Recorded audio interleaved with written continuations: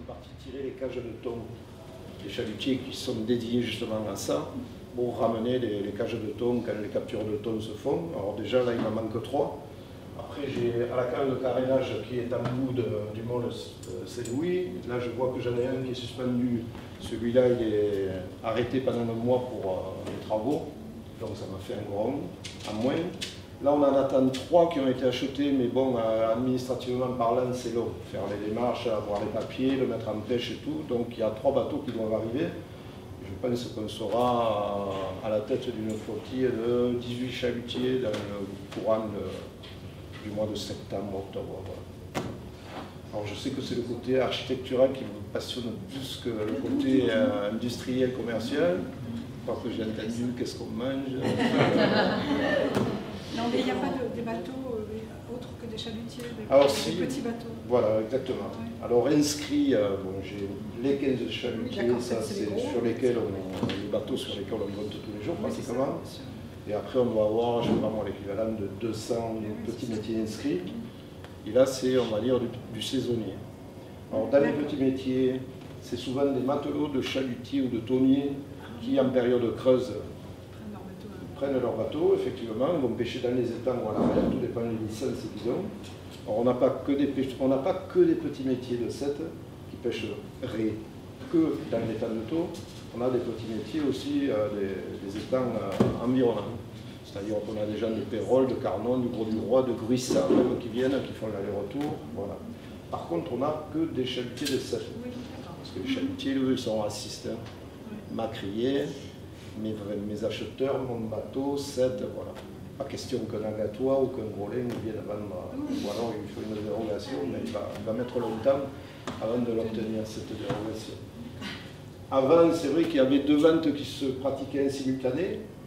Vente de poissons bleus, sardines et anchois en grosse quantité, avec un frigo et le même appareillage que celui que vous allez voir là tout à l'heure en fonction. Seulement, ça fait 8 ans qu'il n'y a plus un gramme, ni d'anchois, ni de sardines. Ça a disparu du jour au lendemain. Et alors, ça a disparu du jour au lendemain. Bon, ça fait 38 ans que je suis là, donc je peux vous parler des évolutions d'espèces, de quantité, vous donner des prix, vous donner des poids. Mais là, je peux vous dire que ça fait 8 ans. Alors, j'étais coutumier du fait dans la mesure où je gérais les 2 ventes et où il m'arrivait de dépasser les 80 tonnes le soir. Sardines et anchois confondus. Et là, c'est 0. Et même le chalut en bac, il n'est pas capable de me faire 500 grammes ni de sardines ni d'anchois. Et ça a disparu. Alors on va mettre ça sur le fait que les eaux de Méditerranée, mais bon, on ne va pas rentrer dans la polémique non plus, le golfe de Fos, le Rhône, etc. etc. Alors c'est vrai que l'Ifremer, de temps en temps, moi je les ai au téléphone et je leur demande le pourquoi du comment. Alors c'est des poissons qui avaient 3 cycles normalement de reproduction. Là ils se rendent compte qu'ils n'en ont plus qu'un. Qu'ils n'arrivent jamais à maturité, enfin à taille adulte. Ils font qu'un cycle, soit ils se font manger, parce que bon, c'est bien gentil aussi de protéger le thon rouge, mais c'est le poisson fourrage du thon rouge, la sardine est la même chose. Et c'est pas le poisson fourrage que du thon, c'est le poisson fourrage du merlu, du maquereau, de la bonite, enfin de tout un tas d'espèces. Ça et la mauvaise qualité des eaux font que c'est des espèces qui ont migré. Ils s'en prennent toujours en Espagne, toujours en Italie. Donc la sardine que vous mangerez ici à 7, elle sera d'export. Elle sera ou espagnole ou italienne. Voilà. Là, tous les soirs, on traite en moyenne 10 tonnes, 10-12 tonnes de produits. Petits métiers et chalutiers confondus. On a des grosses saisons où on arrive à avoisiner les 15-16 tonnes, mais là, ce sera surtout cet automne. Là, on rentre en période un peu, on va dire, maigre, où les prix vont s'envoler. On va profiter des fermetures biologiques de l'Italie et de l'Espagne, parce qu'ils vont avoir des coupures de production par région, et nous on en bénéficie. Pourquoi? Parce qu'ils vont mettre en manque de produits, et mes clients là, ils vont se faire à la guerre, parce que moi j'ai des acheteurs qui achètent soit pour des Italiens, soit pour des Espagnols, et qui se mettent en concurrence permanente tous les soirs. Ce système nous permet de faire de la vente à distance. Moi, j'ai des Espagnols qui sont raccordés actuellement en direct à ma vente et ils peuvent enchérir sur les lots qu'on propose à la vente. C'est comme pour les Picasso. Voilà, exactement. Là, vous aurez l'information. Alors, quand vous allez aller dans l'amphi, vous allez voir deux tableaux d'affichage. Celui de gauche, c'est le catalogue, c'est les produits qui vont passer à la vente. Vous verrez des noms de bateaux et des chiffres dedans, des noms de bateaux. C'est le nombre de lots qui va passer par bateau. Et l'autre tableau, c'est le tableau qui permet justement à les clients de se renseigner sur l'espèce, la taille, le prix départ et le poids. Le poids, c'est le poids du produit qu'il y a dans le lot. Nous, on appelle ça des bacs. On est la seule criée de Méditerranée à utiliser de l'emballage recyclable, consigné. Bien. Oui. Alors c'est vrai que c'est un souci parce qu'on a un employé dédié, on a fait un gros investissement dans une machine à laver énorme, parce que bon, il faut quand même, tous les jours ils sont lavés, prêtés au bateau et consignés aux clients. Aux clients, on leur donne 24 heures pour nous le restituer, sinon l'ordinateur, bête et méchant, 70 centimes par jour, par bac non rendu. Ça peut faire de grosses sommes, ça peut faire. Donc on les tient comme ça. Et on ne fonctionne pas avec le fameux polystyrène qui, voilà, c'est le cancer, on en trouve de partout. Et en plus de ça, nos bateaux, eux, sont équipés pour stocker ce genre d'emballage et non pas pour stocker les caisses en polystyrène qui sont plus fragiles que ce genre d'emballage. Voilà, ça c'est une particularité. Mais c'est sûr qu'il a fallu mettre en place justement cette politique un peu sévère, parce que sinon les clients ils les gardaient, on était obligé d'en acheter, et tous les ans on était obligé d'acheter 3 000 à 4 000 bacs qui se perdaient dans la nature. Et là maintenant on arrive à les réguler. Pour en venir au côté clientèle, j'ai un potentiel de 150 clients inscrits. Tous les acheteurs que vous voyez là sont cautionnés.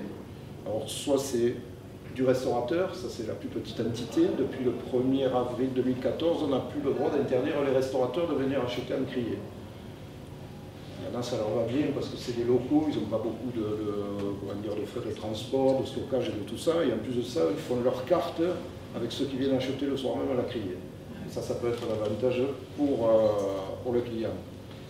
Après, on a le détaillant avec sa camionnette qui va faire les marchés. Après, on a le grossiste qui a un petit pied-à-terre, et puis on a le marailleur. Bon, c'est plus les marailleurs comme à l'époque, parce qu'avant, on qualifiait le gars de marailleur. Il avait une équipe de 20 ou 30 employés, il avait une écurie de camions fantastique, et il avait une grande chambre froide. Tout ça, ça n'existe plus. Là, maintenant, marailleur, c'est 7-8 personnes maximum, avec une petite fourgonnette, et puis tout le reste de l'acheminement du poisson, aussi bien import-export, se fait par transporteur. Alors ici, on a, je ne sais pas, vous voyez certainement passer des camions Express Marée, Olano, de l'Anchy. Tout ça, c'est des camions qui vont venir le soir à partir de 19h récupérer le produit qui a été acheté et stocké en chambre froide, et ils vont l'acheminer soit à Rungis, soit local, soit en Espagne et Italie. Voilà. Alors ces acheteurs cautionnés, bon, c'est proportionnellement au montant de leurs achats.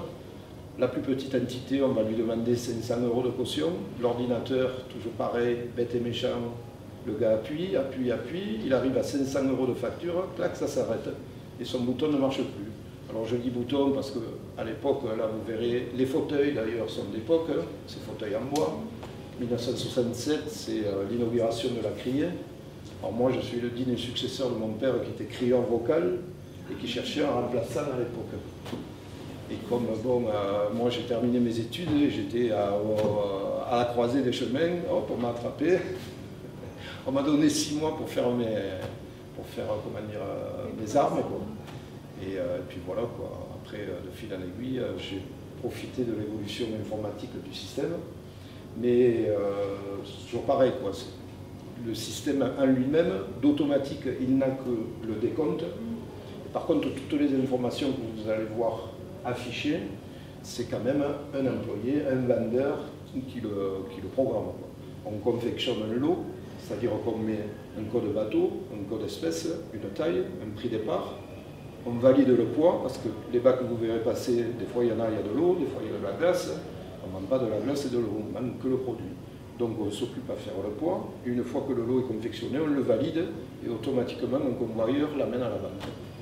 On essaye d'avoir une cadence relativement rapide, et là ça fait 10 ans qu'on a investi dans un système, on avait jusqu'à présent un système belge, Et avec ce système belge relativement simpliste, mais qui allait droit au but, on arrivait à avoisiner les 1000 lots à l'heure.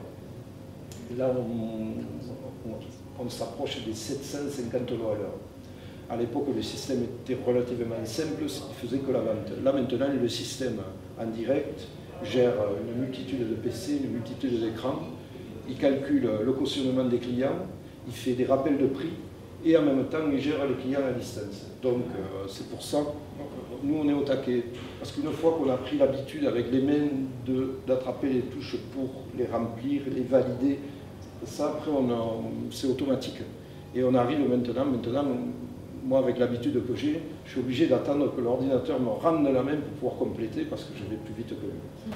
Alors, c'est vrai que la technique a fait vachement de progrès. À l'époque, moi, j'avais un peseur qui me dictait le poids toute la soirée. Donc, il regardait une aiguille et il me donnait le poids. Alors, c'était un poids, on va dire, un poids avec une marge d'erreur de 0, pas grand-chose. Alors que maintenant, non. La bascule me donne un poids. Et il faut quand même que le plateau soit stabilisé pour que je puisse valider ce poids. Donc voilà. C'est comme à l'époque, on avait un ticket. À la fin des enchères, vous verrez sortir un ticket. Et sur ce ticket, il y a toutes les informations concernant le lot. Le nom du client, bien entendu, la date. Alors après, les services vétérinaires, la répression des fraudes et tout nous demandent justement au niveau de la traçabilité de fournir un maximum d'informations. Et sur un ticket, vous allez voir, il n'est pas bien gros. Il y a l'âge des capitaines, sa date de naissance, ça fait bon, je rigole, mais bon, on nous a demandé des trucs invraisemblables. La zone de pêche, le nom en latin, le code FAO, et en plus un code barre dessus. Mais bon, ça sert de titre de transport et de justificatif en cas de contrôle sur la route. Voilà. En gros, vous savez. Oui. La Criée, c'est une entreprise, ça appartient à la région comme le port. Voilà, exactement. Oui, on fait partie de ce giron EPR. Oh, merci. Je vous en prie. Mais profitez du coup d'œil quand même. Nous, on est EPR, une entreprise publique régionale, port sud de France. On était chambre de commerce jusqu'à il y a 12 ans. Oui, ça fait 12 ans. Oui, donc c'est région. Sans changer de lieu ni d'emploi, j'ai changé d'employeur. Mais bon, voilà. Donc tout ce qui arrive en une journée, une après-midi, est dédié à la criée. Oui, alors à 7, les criées de Méditerranée, c'est pêche journalière. Oui. Les bateaux ont un feu qui s'allume au vert à 3 h du matin. Oui. C'est un peu comme un départ de Formule 1. S'ils s'en vont avant, ils prennent une amende. Et on a été obligé de les limiter. Parce qu'il y en a qui font non-stop, ils posent et s'en vont. Mais bon, voilà, ils sont limités. D'ailleurs, de nouvelles réglementations sont prévues. On veut les limiter en journée de pêche à l'année et heures de pêche à la journée. On veut les limiter à 12 heures de travail par jour. Et 12 heures, certains bateaux, ça ne leur permet pas d'aller au large, là où ils ont leur zone de capture habituelle. Vous comptez plutôt 14-15 heures de mer. Mais tout part là. Oui. Le commerce, après. Voilà. Là, ils sont sortis à 3 heures, ils commencent à rentrer. Et normalement, on en a jusqu'à 19 heures là, ce soir, en règle générale. Donc il y a un prix d'appel qui est fixé par le vendeur. Le vendeur. Oui. Il n'y a pas d'énormes écarts. Non, on propose et après on regarde l'offre et la demande. Et on regarde comment la clientèle réagit. Alors c'est sûr que moi, pendant 28 ans, j'ai eu la chance de travailler au milieu de ma clientèle. C'est-à-dire que j'étais là avec mon pupitre, mon écran, mon tableau, et je les entendais, je les voyais. Oui. Et je pouvais me remettre d'aplomb le bac d'après. Alors que là, on travaille en léger différé. On prend 5-6 bacs d'avance et on se fie à nos écrans de contrôle qu'on a dans la pièce de vente. Voilà, et on travaille un peu à l'aveugle, semi-aveugle. Une fois qu'on a trouvé la cadence, c'est-à-dire la vitesse où notre convoyeur arrive à se vider, on dit qu'on est bien réglé. En gros, ça fait un décompte de 50 centimes, 80 centimes, 1 euro. Voilà, ça veut dire qu'on est bien réglé. Et on commence à se cadencer comme ça. Il y a des soirs où personne ne veut rien. Il y a des soirs où c'est trop tard dans la soirée, et boum, à un moment donné, le prix chute. Il y a des soirs où on pense que ça va se vendre seulement où on est tributaire des fêtes en Espagne, des fêtes en Italie, des ponts. Voilà. Donc après, le temps, c'est surtout le temps à nous qui régit notre vente. Jusqu'à présent, il a fait mauvais, même si vous avez vu le soleil, même Donc il y a eu du vent, la mer a bougé, donc il a fait mauvais. Les apports sont restreints. Quand les apports sont restreints, les cours augmentent. Le poisson qui va bien en ce moment, enfin, qui part bien, malgré les petites quantités qui sont pêchées, tout se vend cher. Après, tout dépend, voilà, je vais vous dire à la sole 28 € en gros. Oui. Mais bon, après, si vous prenez de la Baudroie éviscérée, ça va faire du 8-9 €. C'est aussi cher que de la sole à 28 €, où vous avez moins de pertes. Quoi, hein. Après, c'est... Hein, parce que bon, la Baudroie, vous pouvez l'acheter en queue à 26-28. Moi, je l'aurais vendu 22. L'acheteur ne marge pas trop dessus. Mais il n'y a pas beaucoup de... Là, actuellement, il n'y a pas trop de poissons à en faire, on va dire. Il n'y en a pas assez pour tout le monde. Et sur les anchois et les sardines, là, mais là, alors, il y a une perspective non. D'après les Nous, on a toujours notre matériel de prêt au cas où ça reprendrait. Alors c'est vrai que moi, fort de mon expérience, j'ai vu des années sans, genre sans maquereau, sans rouge et barbé, sans calamar, sans poulpe. Mais l'année d'après, ça revenait. Ou 2 ans après, ça revenait. Ça fait 8 ans. Là, ça commence à perdurer. Alors c'est vrai, c'était inquiétant. Et par le passé, voire dans d'autres régions, notamment en Bretagne, la criée était en direction des particuliers. Ça ne se fait plus. Alors, on pouvait acheter à la criée. Oui. Ça ne se fait plus. Non. Uniquement les professionnels. Oui. Donc, ça, on peut pas repartir avec ça. C'est à cause ou grâce à la traçabilité. C'est tout. C'est toutes les normes, bien sûr. On souffre de ça. Le poisson, il a augmenté de prix, en fait. Ah ben oui, moi j'ai plutôt l'impression de travailler dans une bijouterie que dans une cryopoisson. Et c'est dément. Là, ce soir, là, il y a une vente de petits métiers. Habituellement, on a quand même un apport, nous on appelle ça le poisson à écailles, c'est-à-dire le loup, la dorade, le sard, le marbré, le jaune. Mais là, il n'y en a pas suffisamment pour tout le monde. Là, tout à l'heure, il a fait une vente du poisson de 200 grammes à 16 € le kilo. C'est pas du jamais vu parce qu'on est toujours à l'affût d'un record à battre. Mais pas dans le bon sens, quoi, parce que ça ne veut plus rien dire. C'est un peu en période, au mois d'août, en période de fermeture biologique, tout le monde veut le même produit. Même le poisson de 4e catégorie, il y avait la flambée du petit capelan. Qu'on vend toute l'année 1 €, 1,50 € de moyenne, on arrive à le vendre 10. Pourquoi? Parce qu'il en faut, parce que mon client a peur de perdre le sien, le client, donc il fait le forcing, il lui faut 100 kg, et les 100 kg, il les aura. Il devra les payer 10, il ne va pas les payer, il est capable de ça. C'est la bourse. Et pour le thon, là, il y a une époque où les Japonais venaient à 7 et tout ça c'est une époque largement révolue. Alors le thon, je vais vous faire la réponse que je fais depuis plus de 30 ans, vu qu'à l'époque c'est mon père qui s'occupait des visites. Le thon c'est arlésienne pour nous. Tout le monde en parle, on ne le voit jamais. Ah oui. Voilà. Nous, on est habilités à vendre le thon, mais le thon qui va être pêché par les petits métiers, justement, qui ont des quotas restreints, et qui pêchent à la ligne. Seulement, ces petits métiers, ils pêchent tous les jours. Eux, ils ne sont pas limités. Le samedi et le dimanche, ils sont encore dans l'eau. Par contre, eux, ils font du gré à gré avec des marieurs qui fournissent un fourgon, de la glace et un employé. Et ils vont chercher le thon là où il a été débarqué. Oui, il ne passe pas par ici. Et il ne passe pas par ici. Alors c'est vrai que ça fait 2 fois que mais disons qu'on a un nombre exagéré de places assises. Ouais. C'est par rapport à l'époque. Et ces places assises, c'est vrai que c'était joli d'avoir une criée en amphi comme ça. Mais il y avait des places qui étaient inutilisées. Même moi, il y a des postes qui n'ont jamais été pourvus. Pourquoi? Parce que les jeunes n'y voyaient pas. Et là, l'avantage qu'ils ont, le fait d'avoir des télécommandes dédiées, ils se promènent. Donc ils peuvent changer de place, ils se mettent la tête au climatiseur, l'hiver quand il fait froid, c'est chaud, et l'été quand il fait chaud, c'est froid. Donc ils se promènent, ils vont boire le café, ils reviennent. Donc ils sont plus tenus maintenant d'être locataires d'un poste fixe comme il l'était à l'époque. À l'époque, ce n'était pas une télécommande, c'était une clé, une serrure et un bouton poussoir sur le fauteuil. Ça, vous le verrez si vous regardez tout à l'heure. Donc vous habitiez le fauteuil, enfin vous louez le fauteuil sur Saint-Édis, et du début de votre carrière jusqu'à votre prise de retraite, vous aviez le fauteuil sur Saint-Édis. Donc là, concrètement, il y a un truc qui s'affiche et on a un moyen de découvrir le fauteuil. Voilà, exactement. Là, vous allez voir cas particulier, bon, les enchères, ça décroît, tac, vous appuyez, vous voyez votre code acheteur avec une abréviation, vous êtes propriétaire, le ticket sort, et vous irez le récupérer là-bas. Et vous tapez un chiffre si vous voulez un prix? Non, vous tapez rien, vous avez qu'un petit bouton pour soir à pied dessus. C'est un peu comme une télécommande de... Oui, D'ailleurs, il y a une application pour le mettre sur le portable. Mais j'ai dit à mon informaticien... Pas tout de suite. Mais ça surenchérit de combien alors quand on appuie? Oui, comme voilà. Alors ça surenchérit pas. Ça descend et vous achetez à la volée, on va dire. C'est pas Maintenant, vous et vous voulez le même lot, le même produit. c'est Parce un que, peu hop, Ouais, vous appuyez simultanément, nous on appelle ça une collision.